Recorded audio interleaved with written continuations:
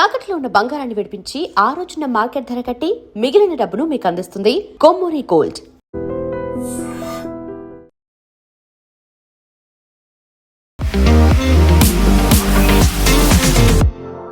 నమస్తే, నేను Kavitha. Welcome to I dream news and నిజాలు. ఇరాన్ మీద అమెరికా, ఇజ్రాయెల్ సంయుక్తంగా చేస్తున్నటువంటి దాడులు 30వ రోజు కంటిన్యూ అయ్యాయి. ఇప్పుడు సెకండ్ మంత్లోకి ఎంటర్ అయిపోయింది. ఈ నేపథ్యంలోనే ఇప్పటిదాకా ఆర్మీ ఎంటర్ అవ్వలేదు, but army boots on the ground అక్కడ భూతల దాడులకు కూడా సిద్ధమయ్యాము అంటూ అమెరికా అనౌన్స్ చేసింది.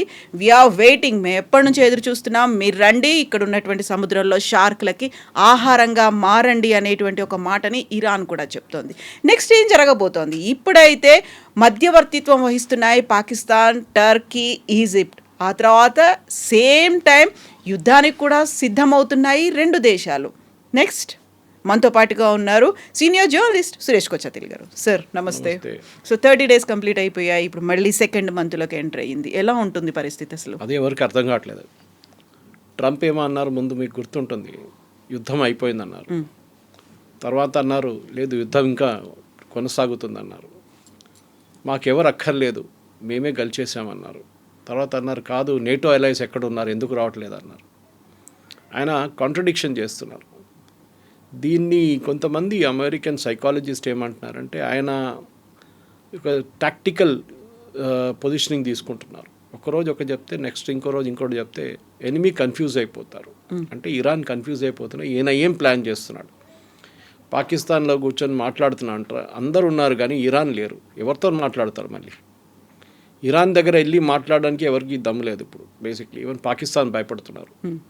ఎందుకంటే రేపు ఏదైనా జరిగింది అనుకోండి, విచ్ ఇరాన్ మీద దాడి జరిగింది, పాకిస్తాన్ మీద దాడి చేస్తారు ఇరాన్. ఎందుకంటే మీరు అమెరికాని ఆపలేకపోయారు, దానికోసం మీ మీద దాడి చేస్తున్నారని చెప్పి. మనం ఇవాళ చూసాం, 2 మేజర్ అల్యూమినియం ప్లాంట్స్ మీద అటాక్ చేశారు యూఏఈలో ఒకటి. అంటే ఇప్పుడు ఏం వార్ ఒక ఎకనామిక్ వార్గా మారిపోతుంది. అంటే గల్ఫ్ నేషన్స్ది ఎకానమీని మొత్తం డెస్ట్రాయ్ చేస్తున్నారు. ఖతార్ గ్యాస్ మొత్తం కొట్టేశారు, 80% వాళ్ళ ప్రొడక్షన్ పడిపోయింది. సౌదీ అరేబియా వాళ్ళ మెయిన్ స్ట్రెయిట్ ఆఫ్ హార్మోస్ నుంచి ఆయిల్ తీసుకురాలేకపోతున్నారు. ఇక్కడ నుంచి 7 million barrels per day మన ఇటువైపు నుంచి, రెడ్ సీ వైపు నుంచి, యాన్బూ పోర్ట్ నుంచి ఎక్స్పోర్ట్ చేయడం ట్రై చేస్తున్నారు. ఒక స్టేటస్ కో లాగా అయిపోయింది ఇప్పుడు. అంటే ఎవరు ఏం చేయలేకపోతున్నారు. ట్రంప్ మన ఈ సెకండ్ ఫేజ్ అంటే 3వ వారానికి వచ్చినప్పుడు అన్నారు, స్ట్రెయిట్ ఆఫ్ హార్మోస్ ఓపెన్ ఉంచాలి, నాకు ఇరాన్ గిఫ్ట్ ఇచ్చారని చెప్పారు లాస్ట్. మీకు గుర్తు? ఆ గిఫ్ట్ ఇదంట, 20 షిప్లు అక్కడ ఉన్నాయి, ఆ 20 షిప్పుల్ని మేము పోనిస్తాము. They are stuck inside. Already strait of Hormuz కన్నా ముందు ఇరాన్ వైపు, కార్గ్ ఐలాండ్ వైపు, ఇటు సౌదీ అరేబియా వైపు ఆల్రెడీ షిప్స్ ఉన్నాయి. ఇక్కడ almost 70 ships are there loaded. దాంట్లో మనది కూడా 6 ఉన్నాయి. దాంట్లో 2 నిన్న వచ్చేసినాయి, బయటకు వచ్చేసినాయి.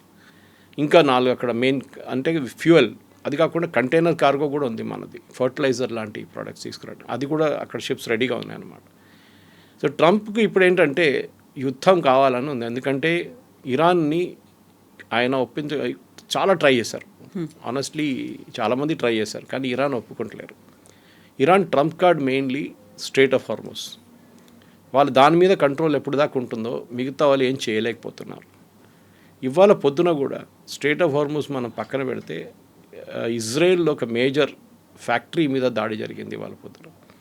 అంటే ఇంత డెస్ట్రాయ్ చేసేసాం, అయిపోయింది. ఇవాళ పొద్దున కూడా తెహరాన్ మీద దాడి ఉండే.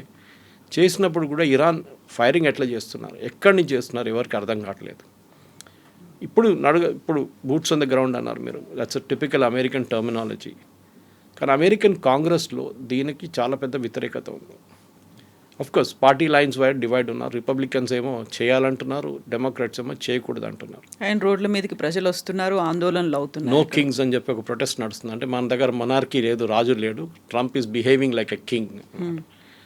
సో ట్రంప్కి ఒక ప్రాబ్లం ఏంటంటే ఇప్పుడు ఈయన బూట్స్ ఆన్ ద గ్రౌండ్ పెట్టారనుకోండి, డెఫినెట్గా ఒక 200 నుంచి 300 మంది అమెరికన్ సర్వీస్ మెన్ చనిపోతారు. అది మనం ఆఫ్ఘనిస్తాన్లో చూసాం, ఇరాక్లో చూసాం.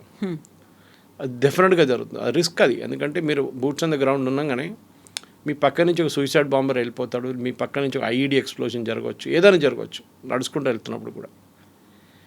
కార్గ్ ఐలాండ్ మీద ఫస్ట్ అటెంప్ట్ ఉంటుంది, అది డెఫినెట్. అది ఏ రోజు ఉంటుందో మనం చెప్పలేము. ఎందుకంటే అది సీక్రెట్గా సైలెంట్గా ట్రంప్ కూడా చెప్పేశారు కార్గ్ ఐలాండే టార్గెట్ అనేది. ఇంకొకటి కోస్టల్ ఏరియాస్, అంటే కార్గ్ ఐలాండ్ మీరు అప్రోచ్ అవుతున్నప్పుడు ఆ కార్గ్ ఐలాండ్ ఇక్కడ ఉంటే యూఆర్ అప్రోచింగ్ లైక్ దిస్. ఈ సైడ్ ఇరాన్, ఈ సైడ్ సౌదీ అరేబియా, ఖతార్ ఇక్కడ ఉంటుంది. ఈ పొజిషన్లో మీరు వెళ్తున్నప్పుడు ఈ కోస్టల్ బ్యాటరీస్ అంటారు, ఇరాన్ వైపు ఉన్న ఈ చిన్న చిన్న షిప్స్, చిన్న చిన్న బోట్లు కానివ్వండి, సూసైడ్ బోట్స్ కానివ్వండి, అది కాకుండా అక్కడి నుంచి షోల్డర్ ఫైర్డ్ మిసైల్స్ ఉన్న కూర్చున్న వాళ్ళందరూ ఇటువైపు కూర్చుంటారు. వాళ్ళ దగ్గర ఒక అండ్యులేటింగ్ టెరైన్ ఉంది అక్కడ, దాంట్లో కేవ్స్ లాగా ఉంటుంది, గుహల్లాగా, దాంట్లో కూర్చుంటారు వీళ్ళు. సో ఎక్స్పెడిషనరీ యూనిట్ ఒకటి ఉంది వీళ్ళది. 82nd ఎయిర్బార్న్ డివిజన్ ఉంది. ఈ ఎయిర్బార్న్ డివిజన్ ఏం చేస్తారంటే బహుశా ఇప్పుడు వీళ్ళే ఈ కోస్టల్ బ్యాటరీస్ని ముందు కొడతారు. కోస్టల్ బ్యాటరీస్ అంటే ఒకటి వీళ్ళు సౌదీ అరేబియా వైపు నుంచి దాడి చేసి ఇరాన్ మీద దాడి చేస్తారు త్రూ ఫైరింగ్. ఇటువైపు వీళ్ళు ల్యాండ్ అయి వెళ్ళి ఈ షిప్స్ కానీ చిన్న చిన్న బోట్స్ కానీ అక్కడ ఉన్న కోస్టల్ ఏరియాలో ఉన్న ఇరానియన్ ఈ రెవల్యూషనరీ గార్డ్స్ వాళ్ళ యూనిట్స్ ఉన్నాయి, దాన్ని డెస్ట్రాయ్ చేయడానికి ట్రై చేస్తారు. అదే టైంలో ఈ మెరైన్ ఎక్స్పెడిషనరీ యూనిట్ 3,000 మంది సోల్జర్స్ ఉన్నారు. దాంట్లో 3,000 మంది సోల్జర్స్ ఉన్నారు. దాంట్లో ఒక ఆల్మోస్ట్ 1,000 మంది ఆ సెయిలర్స్. వీళ్ళని కార్గ్ ఐలాండ్లో ల్యాండ్ చేయడానికి ట్రై చేస్తారు. మీరు ల్యాండ్ చేయాలంటే రెండు టైప్లో ల్యాండింగ్ జరగవచ్చు. ఒకటి, you have to take a proper landing craft and go, అక్కడ దాకా వెళ్ళాల్సి వస్తుంది. 3,000 మందిని ఒక ల్యాండింగ్ క్రాఫ్ట్లో తీసుకెళ్ళలేరు మీరు. మ్యాక్స్ 500 మందిని తీసుకెళ్ళచ్చు, 500 కూడా ఎక్కువ. సో మీరు 5-6 సార్లు లేకుంటే 5-6 క్రాఫ్ట్స్ తీసుకెళ్లాల్సి వస్తుంది. అదే టైంలో ఇటువైపు ఇరాన్ వైపు నుంచి ఏదైనా ఫైరింగ్ జరిగితే ఈ యూనిట్ మీద వచ్చి పడుతుంది, ఈ షిప్ మీద వచ్చి పడుతుంది. అది చాలా పెద్ద రిస్క్. అది లేదు, అది కాకుండా పారాట్రూపింగ్ చేస్తారు, వాళ్ళని డైరెక్ట్ డ్రాప్ చేస్తారు, హెలికాప్టర్స్ అని ల్యాండ్ చేస్తారు. అది ఇంకా పెద్ద రిస్క్. మన వైపు యాంటీ నెక్సల్ ఆపరేషన్స్ నడుస్తున్నప్పుడు ఛత్తీస్గఢ్లో కానివ్వండి, మహారాష్ట్ర వైపు కానివ్వండి నడుస్తున్నప్పుడు మనం కూడా Indian air force helicopters use చేసాం అక్కడ వీళ్ళని దింపడానికి. దాని తర్వాత ఎవరైనా ఇంజర్డ్ అయినప్పుడు వాళ్ళని తీసుకెళ్ళడానికి ఈ హెలికాప్టర్స్ మీద హెవీ ఫైరింగ్ చేస్తారు నెక్సలైట్స్. ఆ టైంలో వీళ్ళు ఆలోచించారు, నెక్సలైట్స్ దగ్గర ఉన్న ఆయుధాలు చాలా ప్రిమిటివ్గా ఉంటుంది, కానీ ఇది యుఎస్ ఆర్మీ దగ్గర చాలా అడ్వాన్స్డ్గా ఉంటుంది, ఇరానియన్స్ దగ్గర ఇంకా అడ్వాన్స్గా ఎక్విప్మెంట్ ఉంది. ఆ పరిస్థితుల్లో ఈ 3,000 మంది సరిపోతారంటే కాదు. సో ఇంకొక యూనిట్ వస్తున్నారు యూఎస్ నుంచి, కానీ వాళ్ళు రావడానికి ఇంకొక 3 వారాలు పడుతుంది. అండ్ 3 వారాలు వీళ్ళు వెయిట్ చేయలేరు. ఇప్పుడు ఈ యుఎస్ఎస్ ట్రిపలి అనే ఒక షిప్ మీద తీసుకొచ్చారు వీళ్ళని, ఈ 3,000. అది 3,000 మంది దాంట్లో వచ్చారు అంటే దాంతోపాటుగా ఇంత పెద్ద మిసైల్స్ కావచ్చు అన్నీ పట్టుకొచ్చారని ఇంత పెద్దగా ఉంటుంది అనేది we can imagine that. War scenario అర్థం కావట్లేదు నాకు ఇప్పుడు డిస్క్రైబ్ చేసింది ఒక సెనారియో అని అమెరికన్ మిలిటరీ ఎక్స్పర్ట్స్ అంటున్నారు. దట్ ఈస్ కోస్టల్ బ్యాటరీస్ని కొట్టడం ఇరాన్ వైపు ఉన్నది. అదే టైంలో సౌదీ అరేబియా వైపు నుంచి, ఖతార్ వైపు నుంచి వాళ్ళ బేసెస్ ఉన్నాయి, అక్కడి నుంచి they will consistently air attacks చేయబోతున్నారు ఇరాన్ అసెట్స్ మీద. అదే టైంలో డైవర్షనరీ టాక్టిక్గా అటువైపు నుంచి ఒక టీం కార్గ్ ఐలాండ్ వైపు వెళ్తుంది. ఇరాన్ వైపు నుంచి ఇప్పుడు మిసైల్ లాంచ్ చేస్తే ఏమవుతుంది, that is the biggest worry అమెరికాకి. సో ప్రెసిడెంట్ ట్రంప్ డిసైడ్ చేయలేకపోతున్నారు. ఆయనకి ఎప్పుడు టిపికలీ ఒక కమాండింగ్ ఆఫీసర్ కానీ మిగతా వాళ్ళు ఒక రేంజ్ ఆఫ్ ఆప్షన్స్ ఇస్తారు. మనం ఇది చేస్తే ఇది అవుతుంది, ఇది చేస్తే ఇది చేస్తుంది, వార్ సినారియో ఉంటుంది. ఈ పరిస్థితుల్లో ఇప్పుడు ట్రంప్ దగ్గర ఆప్షన్స్ ఏం లేవు ఎక్కువ. ల్యాండ్ చేస్తే ఒక 10-20% మంది చనిపోతారని, గాయపడతారని 100%. అదే టైంలో చేయకపోతే ఏం చేస్తారు? యుద్ధం ఎక్కడ ఆగుతుంది? ఇరాన్ ఏమంటున్నారు, మేమేం చేయట్లేదు, మేము అసలు ఇక్కడ వీళ్ళని ఎవరిని రానియము, మేము ఎవరి మీద దాడి చేయట్లేదు, మా మీద దాడి చేస్తే మేము చేస్తున్నాం అంతే. సేమ్ టైం ఇప్పుడు యుఏఈ చూడండి, ఖతార్ చూడండి, సౌదీ అరేబియా, కువైత్, బహ్రెయిన్ వీళ్ళందరి మీద దాడి చేశారు, డైలీ చేస్తున్నారు ఇప్పుడు కూడా. ఆ పరిస్థితుల్లో వీళ్ళు అటాక్ చేసినప్పుడు కార్గ్ ఐలాండ్ మీద డెఫినెట్గా ఇరాన్ కార్గ్ ఐలాండ్ మీద పాసిబ్లీ అటాక్ చేయరు. ఆ టైంలో వీళ్ళ ఇటువైపు ఉన్న సౌదీ అరేబియా కానీ యుఏఈ మీద కొడతారు. ఆల్రెడీ స్టార్ట్ అయింది చెప్పాను చూడండి, వాళ్ళ పొద్దున వాళ్ళ పెద్ద అల్యూమినియం ప్లాంట్ మీద కొట్టారు వాళ్ళు. అక్కడ ఎంతమంది గాయపడ్డారో చనిపోయారో తెలియదు, ఇంకా రిపోర్ట్స్ రాలేదు. అట్లాంటి పరిస్థితుల్లో ఇరాన్ ఎకనామిక్ అసెట్స్ని కొట్టడానికి వెళ్తే డెఫినెట్గా ఈ గల్ఫ్ అలైస్ యుఎస్ మీద ఇంకా ప్రెషర్ పెడతారు, మీరు ఏదైనా చేయండి అని. అక్కడ కూడా ఒక డివిజన్ ఉంది కవిత గారు. ఒక సౌదీ అరేబియా ఏమో ఇరానియన్ రెజ్యూమ్ని once and for all finish చేసేద్దామని చెప్తున్నారు. దానికి వాళ్ళు యుఎస్కి సపోర్ట్ ఎంత కావాలో సపోర్ట్ చేయడానికి ట్రై చేస్తున్నారు. ట్రంప్ నిన్న ఒక డెరగరేటరీ వర్డ్ యూజ్ చేశారు సౌదీ మొహమ్మద్ బిన్ సల్మాన్ గురించి. అది మనం ఇట్లాంటి బ్రాడ్కాస్ట్ వాడలేము. బేసిక్లీ ఏం చెప్పారంటే నాకు వచ్చి రిక్వెస్ట్ చేస్తున్నారు. I'm using a very diplomatic word. డెస్పరేట్గా రిక్వెస్ట్ చేస్తున్నారు, ఏదైనా చేయండి అని చెప్పి సౌదీ అరేబియా చెప్తున్నారు. కానీ సౌదీ అరేబియా వాళ్ళకి రిస్క్ కూడా తెలుసు దీన్ని. వాళ్ళ ఎకనామిక్ అసెట్స్ మీద కొడితే మళ్ళీ వాళ్ళకు ఖతార్ లాగా వాళ్ళకు కూడా ఒక 5 సంవత్సరాలు పడుతుంది రికవర్ కావడానికి. మీరు సరే యన్బూ నుంచి మీరు 7 మిలియన్ బ్యారెల్స్ ఎక్కిస్తున్నారు డైలీ షిప్లలో, కానీ అక్కడ హూతీలు మొదలుపెట్టారు. ఇప్పుడు గొడవ నిన్నటి నుంచి హూతీలు కూడా స్టార్ట్ చేశారు. అక్కడి నుంచి ఏదైనా సౌదీ అరేబియన్ షిప్ కానీ ఏ షిప్ అయినా యూరోపియన్ వైపు వెళ్ళే లేకుంటే యుఎస్ వాళ్ళ అసెట్స్ ఉంటే మేము దాన్ని కొడతామని హూతీలు మొదలుపెట్టారు. ఇటువైపు లెబనాన్లో ప్రాబ్లం నడుస్తుంది. లెబనాన్లో సదర్న్ లెబనాన్ కంప్లీట్లీ ఆక్యుపై చేయాలని చెప్పి బెంజమిన్ నెటన్యాహు వాళ్ళ ఆర్మీకి ఆర్డర్స్ ఇష్యూ చేశారు. అది బేసిక్లీ ఒక బఫర్ జోన్ క్రియేట్ చేయడానికి, ఇజ్రాయెల్ లెబనాన్ నడిమిట్లో ఒక బఫర్ జోన్ క్రియేట్ చేయడానికి. ఇజ్రాయెల్ టాక్టిక్ ఈ యుద్ధంలో చాలా క్లియర్. వాళ్ళకి ఇరాన్లో ఈ రెజీమ్ ఉండకూడదు అంతే. I think among all the parties most clarity ఉన్నది ఇజ్రాయెల్కే. యుఎస్ డిసైడ్ చేయలేకపోతున్నారు యుద్ధం చేయాలన్నా వద్దా, బూట్స్ ఆన్ ద గ్రౌండ్ పెట్టాలన్నా వద్దా, ఎన్ని రోజులు మీరు ఇరానియన్ అసెట్స్ని డెస్ట్రాయ్ చేస్తారు. ఎందుకంటే అక్కడున్న ప్రజలు కూడా ఇప్పుడు యూఎస్ని సపోర్ట్ చేయట్లేదు. ఇనీషియల్ స్టేజ్లో ప్రజలు చాలా మటుకు రోడ్డు మీద వచ్చి ప్రొటెస్ట్ చేశారు. ఆ టైంలో help is on the way అన్నారు ట్రంప్. ఆ హెల్ప్ ఎప్పుడు రాలేదు. ఇప్పుడు ప్రజలు కూడా బయటికి రావట్లేదు. ఎందుకంటే మీరు వాళ్ళ ఎకనామిక్ అసెట్స్ మీద కొడుతున్నారు. వాళ్ళ పవర్ ప్లాంట్ మీద కొట్టారు, హెవీ వాటర్ ప్లాంట్ మీద కొట్టారు. ఇవాళ ఒక పొద్దున జరిగిన ఒక స్ట్రైక్లో they hit their water source. ఒక టెరిటరీలో, ఇరాన్ ఒక టెరిటరీలో వాళ్ళ మెయిన్ వాటర్ సోర్స్ మీద కొట్టారు. అప్పుడు ఎవరికి కష్టం, అక్కడ ఎవరికి ప్రాబ్లం, ప్రజలకి. వాళ్ళకి నీళ్ళు దొరకదు. సో వాళ్ళు అమెరికా వ్యతిరేకంగా ప్రొటెస్ట్ చేయడం మొదలు పెడతారు. Exactly opposite of what Trump wanted అనమాట. సో ట్రంప్కి ఒక catch-22 సిచ్యువేషన్లో వచ్చేసారు. చేస్తే ప్రాబ్లం, చేయకపోతే కూడా ప్రాబ్లం. ఈ పరిస్థితుల్లో ఐ థింక్ నెక్స్ట్ ఒక 48 అవర్స్ చాలా క్రూషియల్గా ఉండబోతుంది.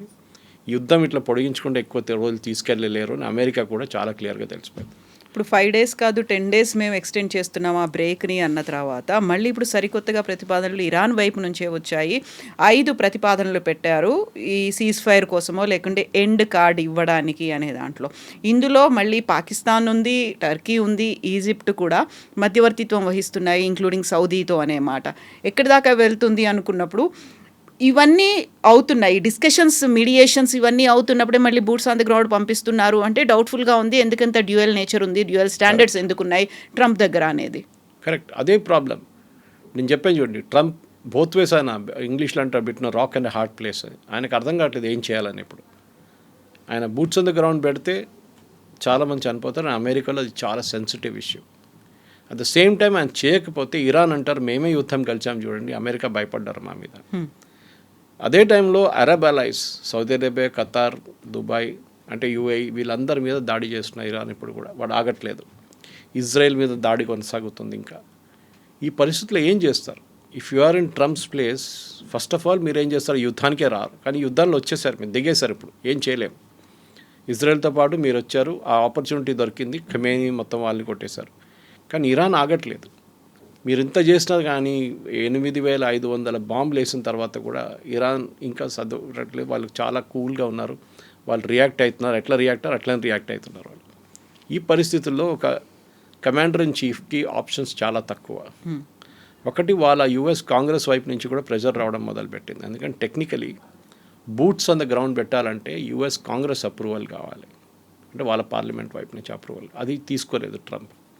ఇన్ఫాక్ట్ యుద్ధం నడిపించడానికి కూడా ట్రంప్కి ఆయన ఎమర్జెన్సీ పవర్స్ వ్యతిరేకంగా ఆయన యుఎస్ కాంగ్రెస్కి వెళ్ళాల్సి వస్తుంది. అక్కడ ఆయనకు డెఫినెట్గా తెలుసు చాలామంది ఆయనకు వ్యతిరేకంగానే ఓటేస్తారు, రిపబ్లికన్ వాళ్ళు కూడా. బికాజ్ అమెరికాలో వియట్నాం వార్ తర్వాత కవిత గారు చాలా సెన్సిటివ్ ఇష్యూ. వియట్నాం వార్ మొదలైనప్పుడు, వియట్నాం వార్ హిస్టరీ నేర్చుకున్న పిల్లలకు కూడా తెలిసింది, లేకుంటే పెద్దవాళ్ళు ఆ టైంలో ఉన్న ఎల్డర్స్ కూడా తెలుసు చాలా మటుకు. 8,500 ట్రూప్స్ని పంపించారు ఫస్ట్ వియట్నాంకి. ఇప్పుడు చూడండి, you can count the present lot. Already అక్కడ ఉన్నారు కొన్ని ట్రూప్స్. సౌదీ అరేబియాలో 8,500 ఉన్నారు, ఖతార్లో ఉన్నారు, మీకు అన్ని ప్లేసెస్లో అమెరికన్ ట్రూప్స్ ఉన్నారు. వీళ్ళేమనుకున్నారంటే ఈ 8,500 మందితోని మేము వియట్నాంలో ఉన్న ఈ గెరిల్లా ఫోర్స్ని ఒక వారం లోపల ఫినిష్ చేసేస్తాం అనుకున్నాం. And by the time the war ended, ఆ యుద్ధం కంప్లీట్ క్లోజర్కి వచ్చినప్పుడు అమెరికా 150,000 మందిని అక్కడ దింపాల్సి వచ్చింది వియట్నాంలో. అప్పుడు కూడా ఓడిపోయారు. This is a major historical lesson అమెరికాకి తెలుసు. చాలామందికి ఇది భయం ఉంది. అమెరికాలో వియట్నాం అంటే ఇప్పుడు కూడా వెటరన్స్ చాలా తక్కువ ఉన్నారు. చాలామంది ఏజ్ అయిపోయి ఉంటుంది వాళ్ళది, they must be no more. కానీ అక్కడ వాళ్ళ సైకే లేదు ఉంది వియట్నాం అనగానే. ఇరాన్ కూడా ఇంకొక వియట్నాం అయిపోతుందో అని అమెరికాకి డెఫినెట్గా ఒక భయం ఉంది, అండ్ ఉంటుంది కూడా అది. ఎందుకంటే ఇరాన్ వైపు నుంచి వాళ్ళు దాడి చేస్తే ఎంతమంది చనిపోవడానికి సిద్ధంగా ఉన్నారని అడగట్లేదు, కానీ ఎంతమంది చనిపోతారని మనకు తెలియదు. 200 మంది ఏంటి, 10 మంది చనిపోతే కూడా it will become a big issue in America. And mid term polls దగ్గరకు వస్తున్నప్పుడు చాలామంది రిపబ్లికన్స్ ఇప్పుడు ఈసారి పోటీ చేయట్లేదు, టెక్నికలీ రిటైర్ అవుతున్నారు వాళ్ళు. సో ఎందుకంటే వాళ్ళకి తెలుసు పోటీ చేస్తే ఓడిపోతామని చెప్పి చాలామంది పోటీ చేయట్లేదు. సో అమెరికాలో రిపబ్లికన్ పార్టీకి చాలా టఫ్ టైమ్స్ ఉంది. ప్రెసిడెంట్ ట్రంప్ పోల్ రేటింగ్స్ తక్కువ 34% పడిపోయింది. అంటే యుద్ధం సపోర్ట్ చేస్తున్నది 34% మంది. అది కాకుండా అమెరికన్ ట్రూప్స్కున్న కాస్ట్ $200 బిలియన్ కావాలని చెప్పి ఒక ప్రపోజల్ పెట్టారు పెంటగన్. అది కూడా ఇంకా పార్లమెంట్ వాళ్ళ కాంగ్రెస్ అంగీకరించలేదు. మీరు యుద్ధం అయిపోయిందని అంటున్నారు, అంతా అయిపోయింది, అంతా ఫినిష్ అంటున్నారు అని చెప్పినప్పుడు కూడా మీకు ఎందుకు $200 బిలియన్ అని అక్కడున్న కొంతమంది చాలామంది కాంగ్రెస్ మెన్ అడుగుతున్నారు అన్నమాట. ఈ పరిస్థితుల్లో ప్రెసిడెంట్ ట్రంప్కి ఐ థింక్ ఆయన లైఫ్లో టఫెస్ట్ డిసిషన్ ఉంటుంది ఇప్పుడు, యుద్ధం కొనసాగించాలా లేకుంటే విత్డ్రా చేయాలని. ఆయన కొనసాగించే పరిస్థితుల్లో ఇలా టు డూ మనం చెప్పింది అంతా చేయాల్సి వస్తుంది. మనం ఇప్పుడు డిస్కస్ చేసాం చూడండి, that is basically Kargil take over చేయాల్సి వస్తుంది. అదే టైంలో ఇరాన్ కోస్టల్ బ్యాటరీస్ని కొట్టాల్సి వస్తుంది. మీరు కార్గిల్ టేక్ ఓవర్ చేస్తే కూడా ఇరాన్ లైఫ్ లైన్ ఒకటి పోతుంది, అంటే వాళ్ళ ఎకనామిక్, వాళ్ళకి ఇప్పుడు వచ్చే డబ్బులు చైనా వైపు నుంచి. కానీ ఆపోజిట్ జరుగుతుంది కవిత గారు. ఈ ఫ్యూయల్ మీరు బ్లాక్ చేస్తున్న ఫ్యూయల్ని కార్గిల్ నుంచి ఇప్పుడు $116 అయిపోయినాయి వాళ్ళ పొద్దున ఈ న్యూస్ రాగానే. కార్గిల్ టేక్ ఓవర్ చేస్తే మినిమం 200 అవుతుంది, $200 పర్ బ్యారెల్ అవుతుంది. ఎందుకంటే ఇంటర్నేషనల్ మార్కెట్లో ఆయిల్ సప్లై ఉండదు. రష్యా ఏమంటున్నారు ఆల్రెడీ, మేము నెక్స్ట్ మంత్ నుంచి we will not cell anything, మేము ఎవరికి క్రూడ్ ఆయిల్ అమ్మం అంటున్నారు. అఫ్కోర్స్ వాళ్ళ క్లోజ్ పార్ట్నర్స్ లైక్ భారతదేశం కానీ చైనాకి అమ్ముతారు వాళ్ళు, కానీ మిగతా దేశాలకి ఎవరికి, యూరోప్ స్పెషలీ వాళ్ళకి ఏం అమ్మం మేము, we will not give it అంటున్నాం. రష్యాకి టెన్షన్ ఏంటంటే అటువైపు నుంచి యుక్రెయిన్ కూడా చాలా మట్టు వాళ్ళ మీద ఇప్పుడు దాడులు మొదలుపెట్టారు. యుక్రెయిన్ ప్రెసిడెంట్ జెలెన్స్కీ నిన్న గల్ఫ్ స్టేట్స్కి వెళ్ళారు. అక్కడ వెళ్ళి ఆయన ఎక్స్పర్టీస్ ఆఫర్ చేశారు, మేము చూడండి ఇన్ని డ్రోన్లు ఆపుతున్నాము రష్యా వాళ్ళు, మేము మా మనుషులు ఇక్కడ పెట్టుకుంటాం మీ దగ్గర. రెండు వార్స్ ఇప్పుడు కలిసిపోయినాయి ఒక ప్లేస్లో. రష్యా ఏమంటున్నారు, రష్యా ఇరాన్ దగ్గర నుంచి ఒక 5 సంవత్సరాల ముందు 4 సంవత్సరాలు కూడా ఉండొచ్చు, షహీద్ డ్రోన్స్ తీసుకున్నారు చాలా మటుకు. వాళ్ళ టెక్నాలజీస్ని రివర్స్ ఇంజనీర్ చేసి, అంటే బేసిక్లీ మొత్తం ఇప్పేసి ఆ టెక్నాలజీని ఇంప్రూవ్ చేశారు. మోటార్స్ కానీ, దాని బ్యాలిస్టిక్ కెపబిలిటీస్ కానీ, దాని రాడార్ ట్రాకింగ్ సిస్టమ్స్ని ఇంప్రూవ్ చేశారు. Shahed advanced version. అది ఒక 50,000 డ్రోన్స్ ప్రతిరోజు రష్యా తజికిస్తాన్ వైపు, ఇక్కడ అజర్బైజాన్ వైపు నుంచి టు ద ల్యాండ్ రూట్ పంపిస్తున్నారు ఇరాన్కి. మీరు బై షిప్ పంపిస్తే అమెరికా దాన్ని కొట్టేస్తారు, బై ల్యాండ్ రూట్ పంపిస్తున్నారు. ల్యాండ్ రూట్లో మీరు బాంబ్ చేస్తే, స్పెషలీ అజర్బైజాన్లో ఉన్నప్పుడు బాంబ్ చేస్తే అది పెద్ద డిప్లొమాటిక్ ఇన్సిడెంట్ అయిపోతుంది. దానికోసం ఏం చేయలేక దాన్ని హ్యూమానిటేరియన్ ఎయిడ్ అని చెప్పి పంపిస్తున్నారు రష్యా. ఓకే, దాన్ని కూడా మీరు కొట్టలేరు, యూ కెనాట్ బాంబ్ ఇట్. ఇరాన్కి కొత్త కన్సైన్మెంట్ వచ్చిందనుకోండి, వాళ్ళు మళ్ళీ మొదలు పెడతారు ఫైరింగ్. ఈ పరిస్థితుల్లో లిటరలీ ట్రంప్ ఎందుకు యుద్ధం అనేది ఆయన ఇప్పుడు ఆలోచిస్తుంటాడు. ముందుకెళ్తే చాలా పెద్ద ప్రాబ్లం ఉంటుంది. చేయకపోతే ఇరాన్ ఏమో స్ట్రెయిట్ ఆఫ్ హార్మోస్ మీద కూర్చుంటారు, వాళ్ళు దాని నుంచి ఒక్క షిప్ని కూడా వాళ్ళ పర్మిషన్ లేకుండా పోనీయారు. ఇప్పుడు ఆపేస్తే రీజన్ ఏం చెప్పాలి అనేది కూడా, దానికి కూడా ఒక పెద్ద స్ట్రాటజీ అనేది ఉండాలి కదా. లేదు, మీరు అమెరికన్ న్యూస్ ఛానల్స్ చూస్తే అక్కడ ఉన్న చాలా మటుకు CNN కానీ మిగతా న్యూస్ ఛానల్స్ అందరూ దీని వ్యతిరేకంగానే మాట్లాడుతున్నారు. ట్రంప్ అదే అంటున్నారు. ఆయన నిన్న కూడా ప్రెస్ కాన్ఫరెన్స్లో కానీ ఎయిర్ ఫోర్స్ వన్లో అదే చెప్పారు, ఏంటంటే మేము యుద్ధం కలిసేసాము, అయిపోయింది, వీ ఆల్ నో ఇట్, అంటే మన అందరికి తెలుసు. కానీ ఇక్కడ కొన్ని ఫేక్ న్యూస్ ఛానల్స్ ఉన్నాయి, CNN కానీ ABC కానీ న్యూయార్క్ టైమ్స్ కానీ వీళ్ళే అంటున్నారు మేము ఓడిపోయాం అంటున్నారు. మేము ఓడిపోలేదు, మేము గెలిచాము. మీరు గెలిస్తే మీరు రిటర్న్ వచ్చేసేయచ్చు కదా, అయిపోయింది కదా వార్, ఇంకేం చేయక్కర్లేదు, just say withdraw all your troops. కానీ మీరు ఎందుకు వెళ్ళారు అక్కడ? మీరు వెళ్ళింది బేసిక్లీ యురేనియం కోసం. యురానియన్స్ దగ్గర ఉన్న యురేనియం తీసుకొని అది ఎక్కడైనా సేఫ్ కస్టడీలో పెట్టాలని మీ ప్లాన్ ఉండే. దాని యుఎన్ ఏజెన్సీ లాంటి ఇంటర్నేషనల్ అటామిక్ ఎనర్జీ ఏజెన్సీని వాడుకొని వాళ్ళ వైపు నుంచి మీరు వాళ్ళని పెట్టి వాళ్ళ దగ్గర ఈ యురేనియం పంపించాలని ప్లాన్ ఉండే. కానీ అది జరగలేదు. ప్రాబ్లం ఏమొచ్చిందంటే ఇప్పుడు ఈ స్పెసిఫిక్ పొజిషన్లో ఇరాన్ వైపు నుంచి ఆ ప్రతిపాదన ఫర్ ఇరానియం గురించి పాసిబుల్లీ 5 కండిషన్స్ పెట్టారు చూడండి వాళ్ళు, దాంట్లో ఒకటి ఇది ఉండొచ్చు. రెండవది స్ట్రెయిట్ ఆఫ్ హార్మోస్ది జాయింట్ కంట్రోల్ అంటున్నారు వాళ్ళు. ఇవాళ దాకా స్ట్రెయిట్ ఆఫ్ హార్మోస్ ఇండిపెండెంట్గా ఉండే, ఎవరికి అక్కడున్న కన్సర్న్ పార్టీస్ ఎవరికి దాని మీద హక్కు లేదు. Saudi Arabia, Qatar, Kuwait, UAE and Iran, వీళ్ళకి ఎవరికి దాని మీద ఇట్స్ లైక్ ఓపెన్ ఒక రివర్ లాగా ఉందన్నమాట, పెద్ద రివర్ సిస్టమ్. ఇప్పుడు వీళ్ళేమంటున్నారు, మా మీద సూయజ్ కెనాల్లో ఈజిప్ట్ ఎట్లా ఫీజు కలెక్ట్ చేస్తారో అట్లనే మేము కూడా ఇక్కడ ఫీజు కలెక్ట్ చేస్తామంటాం, ఒక టోల్ లాగా. కానీ సూయజ్ కెనాల్ అనేది ఒక డిఫరెంట్ ఆపరేషన్ ఆల్టుగెదర్. ఎందుకంటే దాంట్లో చాలా మటుకు వీళ్ళు ఖర్చు చేశారు డబ్బులు సూయజ్ కెనాల్ కట్టడానికి, ఆ డబ్బులు రికవర్ చేసుకోవాలి మన టోల్ లాగా. సెకండ్, అది నడిపించడానికి ఇంకా పెద్ద కాస్ట్ ఉంది. సూయజ్ కెనాల్ నుంచి వెళ్తున్న ప్రతి షిప్ని ఒక ఎంట్రీ పాయింట్ నుంచి ఎగ్జిట్ పాయింట్ తీసుకెళ్ళడం పెద్ద ఒక టెక్నికల్ ఆపరేషన్. అది చాలామంది ఉన్నారు దాని మీద పనిచేసేటోళ్ళు అక్కడ, ఈజిప్షియన్స్, వాళ్ళకి ఖర్చులు, దాన్ని మెయింటైన్ చేయడానికి కొన్ని ఖర్చు. Suez canal cannot be compared with straight of హార్మోస్, అది చాలా చాలా క్లియర్. అదే టైంలో ఇరాన్కి చాలా క్లియర్గా తెలుసు వాళ్ళ దగ్గర ఉన్న అన్నిటికంటే పెద్ద ట్రంప్ కార్డ్ ఈ strait of Hormuz. Strait of Hormuz ఏ రోజు ఇరాన్ చేతి నుంచి బయటకు వెళ్తుందో ఆ రోజు ఇరాన్ నెగోషియేటింగ్ పవర్ తగ్గిపోతుంది. సో వాళ్ళు ఎప్పుడుదైనా దాన్ని ఉంచుకోవడానికి ట్రై చేస్తున్నారు అన్నమాట. అట్ ద సేమ్ టైం వాళ్ళ పక్కన ఉన్న neighbours, Saudi Arabia especially, Saudi అరేబియాకి చాలా కోపం ఉంది ఇరాన్ మీద. వాళ్ళకి ఏంటంటే ఇరాన్లో ఒక రెజీమ్ చేంజ్ తీసుకురావాలంటున్నారు. కానీ ఈ రెజీమ్ చేంజ్ ఎవరితో చేపిస్తారు మీరు? ప్రెసిడెంట్ ట్రంపే అంటున్నారు మేము మాట్లాడుతాం అనుకున్నారు, మాట్లాడడానికి రెడీగా ఉన్నాం, సిద్ధంగా ఉన్నాం, వాళ్ళు కూడా ఉన్నారు. కానీ వాళ్ళ వైపు ఎవరితో మాట్లాడాలనుకున్నా వాళ్ళని చంపేశాం మేము అంటున్నారు. ఎందుకు చేశారు మళ్ళీ? If you wanted to talk to Larijani, మీరు ఆయన ఉంచుకోవాలి ఉండే.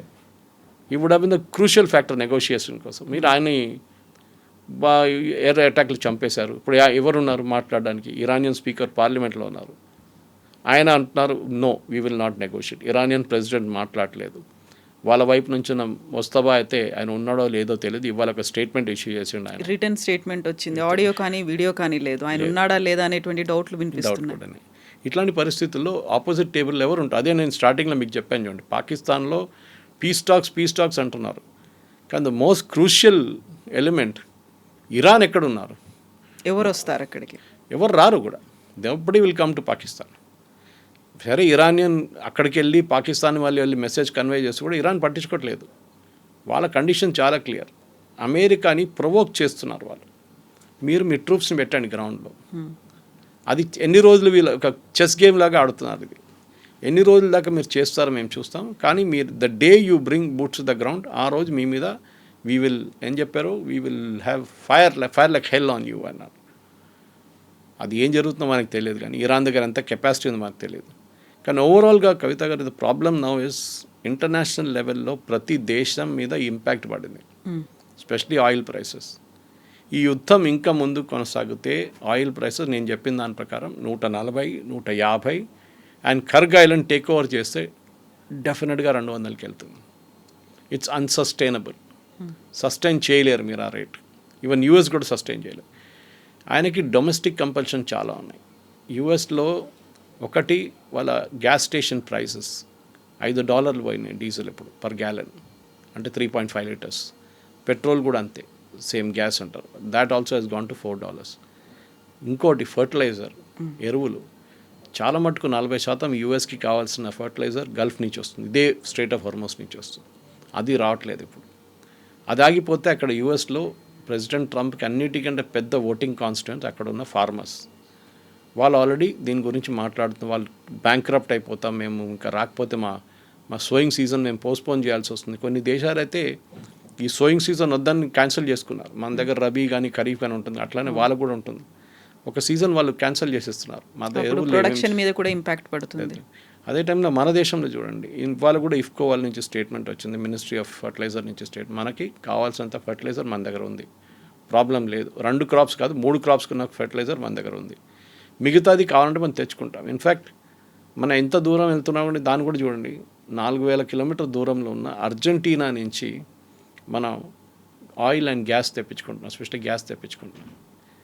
ఇండియన్ కాన్సెప్ట్ నుంచి మనం మోదీ గారు మాట్లాడుతున్నారు, మినిస్ట్రీ మాట్లాడుతున్నారు, we will not use gas only going forward, అది కూడా పైప్ న్యాచురల్ గ్యాస్ వాడాలని. ఇదన్నీ చూసినప్పుడు ఇరాన్ వైపు నుంచి ఇప్పుడు జరిగే ఈ ప్రయత్నాన్ని, రేపు యుద్ధం ఆగిందనుకోండి, situation will take another minimum 2 years, 2 సంవత్సరాలు పడుతుంది మీకు నార్మల్సీకి రావడానికి. అన్ని నెలలు లేకుండా అన్ని సంవత్సరాలు, 2 సంవత్సరాలు తట్టుకోలేరు చాలా నేషన్స్. మలేషియా కానీ, ఇండోనేషియా కానీ, శ్రీలంక, నేపాల్, బంగ్లాదేశ్, వీళ్ళెవరు, ఈవెన్ పాకిస్తాన్ ఇంత పెద్ద టాక్స్ నడిపిస్తున్నారు, పాకిస్తాన్ దగ్గర ఆయిల్ లేదు, వాళ్ళు రేషనింగ్ చేస్తున్నారు అక్కడ. ఈ పరిస్థితుల్లో వరల్డ్ ఎకానమీ, ప్రతి ఎకానమీ మీద పెద్ద ప్రాబ్లం. ఈవెన్ మన ఎకానమీ కూడా ఎక్కడ వెళ్ళదు, స్టాక్ మార్కెట్స్ పడిపోతున్నాయి. ఇట్లాంటి పరిస్థితుల్లో ఈ ప్రెసిడెంట్ ట్రంప్కి ఫస్ట్ చేయాల్సింది ఏంటంటే వాళ్ళ వైపు నుంచి కొంచెం కిందకి దిగ రావాల్సి వస్తుంది. యురేనియం ఇష్యూ పక్కన పెడదాం, ఇప్పుడు we will talk about other things. Uranium కావాలంటే ఒక 6 నెలల తర్వాత మాట్లాడదు, ఇప్పటికీ we will keep quiet about it. రెండవది, ఈ స్టేట్ ఆఫ్ హార్మోజ్ ఓపెన్ చేయడం అంటే ఇరాన్ అగ్రీ చేస్తే that will be a big victory అందరికీ, ఎంటైర్ వరల్డ్. ఎందుకంటే మీకు 40% ఫర్టిలైజర్ కానీ 20% వరల్డ్కి కావాల్సిన గ్యాస్ అండ్ ఆయిల్ వచ్చేది స్టేట్ ఆఫ్ హార్మోజ్ నుంచి. ఇప్పుడు ప్రజెంట్లీ మీరు 20% తీసేస్తే 80% ఉంది, దానికోసం ప్రైసులు పెరుగుతున్నాయి, రేట్లు పెరుగుతున్నాయి. ఈ పరిస్థితుల్లో నెక్స్ట్ సీన్ ప్రెసిడెంట్ ట్రంప్కి బూట్స్ ఆన్ ద గ్రౌండ్ చేయకుండా కొంచెం ఆలోచించి చేస్తే బాగుంటుందని నా personal opinion. In fact same personal opinion అమెరికాలో ఉన్న చాలా మటుకు డిఫెన్స్ అనలిస్ట్ కూడా అంటున్నారు. This is a war which is going nowhere. ఇంకా ఎక్కువ అగ్రెసివ్గా వెళ్ళాల్సినటువంటి పరిస్థితులు వస్తాయి, అప్పుడైతే ఆ డ్యామేజ్ కూడా చాలా ఎక్కువ ఉంటుంది. కరెక్ట్, ఎందుకంటే ఇప్పుడు ఆప్షన్స్ ఏముంది, ఒక ఆప్షన్ వార్ కొనసాగిస్తాం, బూట్స్ ఆన్ ద గ్రౌండ్ పెడదాం, ఖర్గ్ ఐలాండ్ టేక్ ఓవర్ చేద్దాం, ఇరానియన్ కోస్టల్ ఏరియాస్ని కొడతాం. ఓకే, దాంతో ఏమవుతుంది, ఇరాన్ మళ్ళీ అటాకులు మొదలు పెడతారు, సౌదీ అరేబియా మీద దాడి చేస్తారు, యూఏఈ మీద దాడి చేస్తారు, ఖతర్ మీద దాడి చేస్తారు, ఇంపాక్ట్ ఇంకా ఎక్కువ అవుతుంది. ఖర్గ్ ఐలాండ్ కావాలంటే వాళ్ళు డిస్ట్రాయ్ చేసేస్తారు, మాకు లేదుగా మీకు కూడా ఉండకూడదు అని చెప్పేసి. అట్లా ఉన్నప్పుడు మళ్ళీ ఆయిల్ సప్లై తగ్గిపోతుంది చాలా మటుకు. ఇది చాలా కృషి. దానికోసం చూడండి, మన యుఎస్ ఎయిర్ ఫోర్స్ వాళ్ళు తీసుకున్నప్పుడు, వాళ్ళు బాంబింగ్ చేసినప్పుడు ఖర్గ్ ఐలాండ్ మీద వాళ్ళ ట్యాంకింగ్ ఫెసిలిటీస్ని కొట్టలేదు. వాళ్ళు ఓన్లీ ఎయిర్ ఫీల్డ్ ఉంటే, కొంచెం డిఫెన్స్ యూనిట్స్ ఉండే అక్కడ, దాని మీద దాడి చేశారు. వాళ్ళు they didn't touch the oil infrastructure. దానికోసం ఖతర్ మీద కూడా ఇజ్రాయెల్ దాడి చేసి ఖతర్ ఆయిల్ ఫీల్డ్స్ మీద కొట్టినప్పుడు, అంటే ఇరాన్ ఆయిల్ ఫీల్డ్స్ మీద కొట్టినప్పుడు, ఖతర్ మీద దాడి చేసినప్పుడు ఫస్ట్ వార్నింగ్ యూఎస్ అదే ఇచ్చారు ప్రెసిడెంట్ ట్రంప్ ఇజ్రాయెల్ దగ్గర, డోంట్ డూ ఇట్ అగైన్. ఎందుకంటే ఇది చాలా ఇంత పొలిటికల్ హాట్ పొటాటో అంటాం మనం దీన్ని. ప్రతి దేశంలో ఇది ప్రాబ్లంగా మిగిలిపోతుంది. చాలా దేశాలు ఏమంటున్నారు, మాకు దీంతో సంబంధమే లేదు. టేక్ ఫర్ ఎగ్జాంపుల్ మీరు ఒక ఇండోనేషియా లాంటి దేశం తీసుకు, వాళ్ళకి సంబంధమే లేదు దీంతోనే, వాళ్ళ మీద ఇంపాక్ట్ ఉంటుంది. అక్కడ ఫైనాన్షియల్ ఎమర్జెన్సీ డిక్లేర్ చేస్తారు. ఫిలిప్పీన్స్ కూడా అంతే. ఎన్ని రోజులు తట్టుకుంటారు అక్కడ. టూరిజం సెక్టర్ దెబ్బతిన్నది. దుబాయ్లో the entire tourism sector is dead. Super మార్కెట్లో తినడానికి వస్తువులు లేవంట అక్కడ, అంటే కొనడానికి మీకు వెజిటబుల్స్ కానీ, ఫ్రూట్స్ కానీ, సీరియల్స్ కానీ ఏం లేదంట అక్కడ, ఎంటీ అయిపోతుందంట. Because they don't produce anything, బయట నుంచి తెప్పించుకోవాలని. ఇట్లాంటి పరిస్థితుల్లో వాళ్ళు కూడా సఫర్ అవుతున్నారు. It is not that people around the world are suffering, even people within. Tourism లేకుంటే టూరిజం మీద బతికే ఎంతోమంది ఉన్నారు యూఏఈలో. వాళ్ళ airlines are losing billions every day అంటున్నారు. ఖతర్ కానీ, సౌదీ కానీ, you take Emirates, fly Dubai, వీళ్ళందరూ ఎవ్రీబడి, గల్ఫ్ ఎయిర్, వీళ్ళందరూ సఫర్ అవుతున్నారు. ఎన్ని రోజులు తట్టుకుంటారు వీళ్ళకి ప్యాసింజర్ ట్రాఫిక్ లేకుండా నడిపారు. ఇన్ఫ్యాక్ట్ దుబాయ్ ఎయిర్పోర్ట్ వాళ్ళు ఓపెన్ చేసి పెట్టేశారు రిస్క్గా. డజంట్ మ్యాటర్, ఎందుకంటే 75 మిలియన్ ప్యాసింజర్స్ని హ్యాండిల్ చేసే కెపాసిటీ ఉంది. It's a transit point. ఈ పరిస్థితుల్లో వాళ్ళు క్లోజ్ చేస్తే ఇంటర్నేషనల్ ఏవియేషన్ మొత్తం దెబ్బతింటుంది. దానికోసం వాళ్ళు కంపల్సరీగా ఫ్లైట్స్ నడిపిస్తున్నారు. I think they are running at about 60 to 70% capacity. కానీ ఎన్ని రోజులు? ఒక నార్మల్సీ రావాల్సిందే కవిత గారు. దానికోసం యుఎస్ ఒక ఫ్రెష్ యాటిట్యూడ్తో తీసుకొచ్చి పాసిబ్లీ మార్కో రూబియో కానీ జేడీ వ్యాన్స్ని తీసుకొచ్చి ఒక సెన్సిబుల్గా కూర్చొని మాట్లాడి ఇరాన్ దగ్గర through a third party, Iran directly మాట్లాడరు యూఎస్తో, సో థర్డ్ పార్టీని తీసుకొచ్చి పాకిస్తాన్ కాకుండా Egypt might be a good choice, or Turkey also, even Oman for that matter. వీళ్ళని తీసుకొచ్చి మెయిన్ 3 పాయింట్లు, ఒకటి న్యూక్లియర్, రెండవది మిసైల్స్, మూడవది డ్రోన్స్, నాలుగవది రెజ్యూమ్ చేంజ్. కానీ రెజ్యూమ్ చేంజ్ జరగదు ఇప్పుడు. ఇరాన్కి డబ్బులు కావాలి, desperate for money. So US ఏం చెప్పాలంటే, ఓకే మీరు ఇది 3 చేస్తే మేము మీకు ఆయిల్ ఇంటర్నేషనల్ మార్కెట్లో అమ్మడానికి ఓపెన్గా పర్మిషన్ ఇచ్చేస్తాం. దాంతో ఇరానియన్ ఎకానమీ ఇంప్రూవ్ అవుతుంది. ఇరాన్లో ఉన్నప్పుడు ఇన్ఫ్లేషన్ చాలా మటుకు తగ్గిపోతుంది. చూడాల్సింది whether Trump will take this step or not, అది చూడాలి మనం. Sir thank you very much. And for more videos, Please subscribe to iDream. Please subscribe to iDream. Please subscribe iDream. And please subscribe to iDream. For more videos, subscribe to iDream. please like, share and subscribe to the channel. Congratulations, iDream. Subscribe to iDream. Subscribe to iDream. So subscribe to iDream Media. iDream ki iDream team andarki huge congratulations. Please subscribe iDream Media. Please subscribe to iDream. Subscribe iDream. Please subscribe to iDream. iDream అంటే నా కళల ఛానల్ను subscribe చేసుకున్న నోరు తిరుగుతలేదు, మీరైతే గంట గుర్తు కొట్టండి. For more such videos, please subscribe to iDream. Subscribe to iDream. Please subscribe to iDream. Please subscribe iDream Media. Please do subscribe to iDream. Please subscribe to iDream Media. For best entertainment and information, please subscribe iDream. And don't forget to subscribe to iDream.